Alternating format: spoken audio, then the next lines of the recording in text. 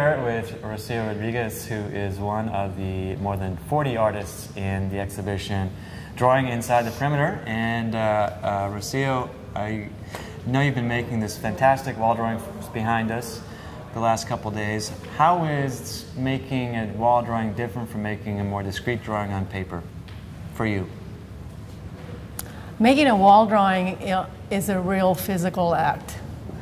It really engages thinking about the relation of the size of my body to the space.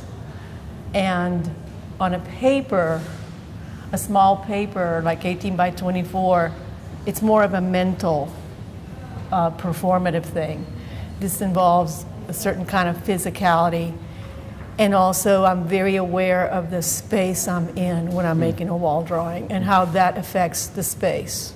So that's how it's different. So it's like the marriage of thought process with action. Yeah.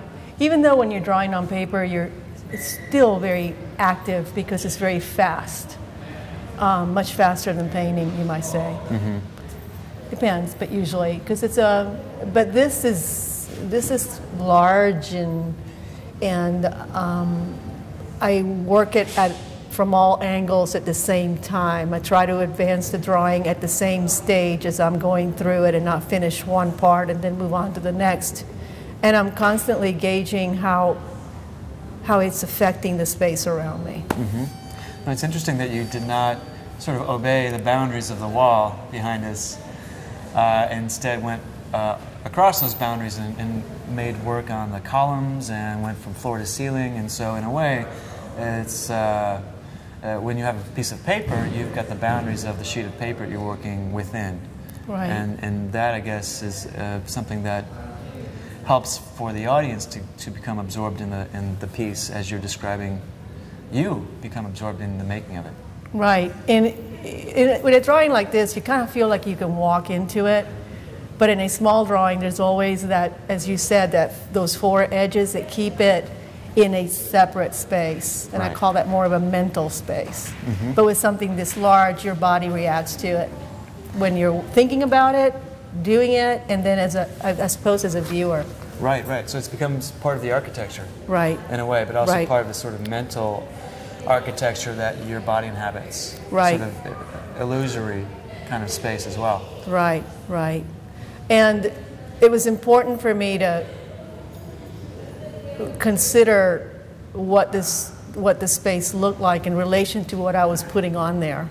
So when I conceptualized the drawing, I thought of the columns, and I thought how they were framing this rectangle, and how I wanted to engage the columns, but not as bookends inside the drawing. And so from the very beginning, I wanted to create sort of an interior space inside that drawing, and then have something up front here with this that's happening here, and have the columns be part of the drawing as opposed to just framing it.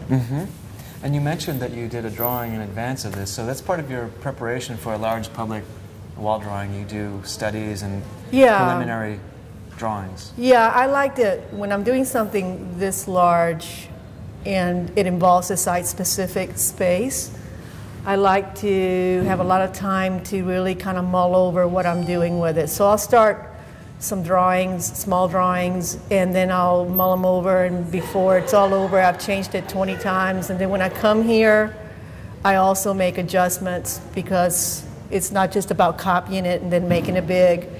Because as you know, a mark on a piece of paper this big, if it has a very expressive feel to it, it's got to have that same expressive feel to it when it's this big. Yeah, and that mark of paper you make in this gesture. Right, and on the wall, it's this gesture. It's that gesture. Yeah, so it changes. It has a whole different kind of feeling to it. Right, and so did you depart from the original drawing a lot? I think in this instance, I didn't depart a whole lot. Yeah. One thing I did in this particular wall drawing is I used different surfaces. There's plywood, there's vellum, and then there's the wall. And since this is a drawing show specifically, I wanted to really engage in drawing on different surfaces and really talking about that within the context of the drawing, instead of just sort of like throwing something up there. Yeah. And I didn't want it to be, there's paint on there, acrylic paint, but I wanted it to, there's a lot of charcoal, there's pencil, there's tape, and I really wanted to use a variety of media to really talk about drawing. Right. Yeah. Well, thank you for doing that, because it really does expand the notion of what drawing can be here in the context of this show. So, Yeah, well, thank you. Grateful for your beautiful work. Well, thank you, Michael.